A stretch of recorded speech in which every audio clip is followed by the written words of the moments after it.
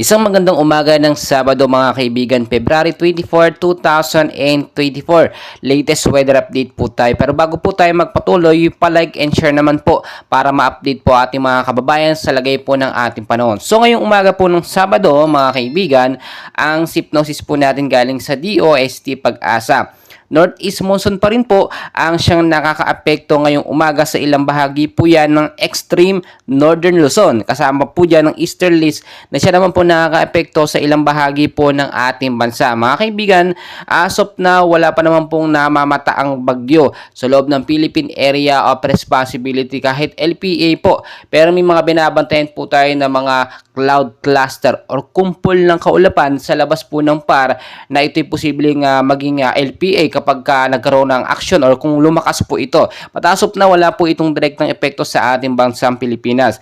So ngayong umaga po ng Sabado, posible pong mainit. Mainit po na panahon ng mararanasan hanggang sa tanghali po. Pagdating ng hapon, ito po ang ating mga lugar na posible pong tamaan or magkaroon po ng maulap na panahon. Sa area po ng Northern Mindanao, Caraga at Davao Region, maulap po na panahon dyan ngayong hapon ng mararanasan with isolated rain showers at thunderstorm mga kaibigan. Dala po yan ng easterlies.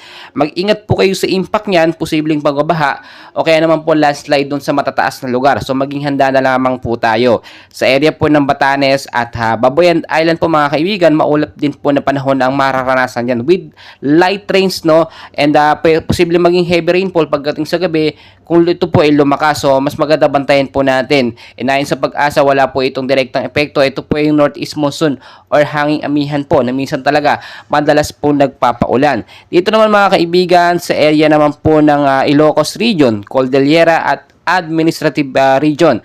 Kasama na po dyan na ilang bahagi ng Cagayan Valley.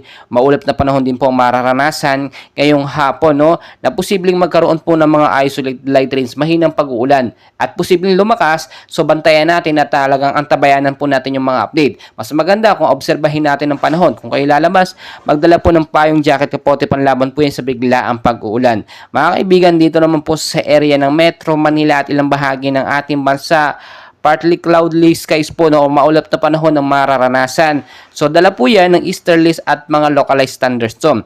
Mag-ingat po tayo kung sakasakaling mga isolated light rains or heavy rainfall ay talagang lumakas, posible po magkaroon ng pagbabaha sa mababang lugar. Mag-ingat din po yung mga landslide prone area. Mga kaibigan, lagi ko pong pinapaalala kahit po mainit ang panahon, no, hindi po ibig sabihin nito ay wala po tayong pag-uulan or sama ng panahon na binabantayan. Yung mga localized thunderstorm, easterlies po ang nagpapaulan sa ilang bahagi ng ating masa. So mga kaibigan, always know the weather at update ko po kayo muli sa lagay ng ating panahon mamaya para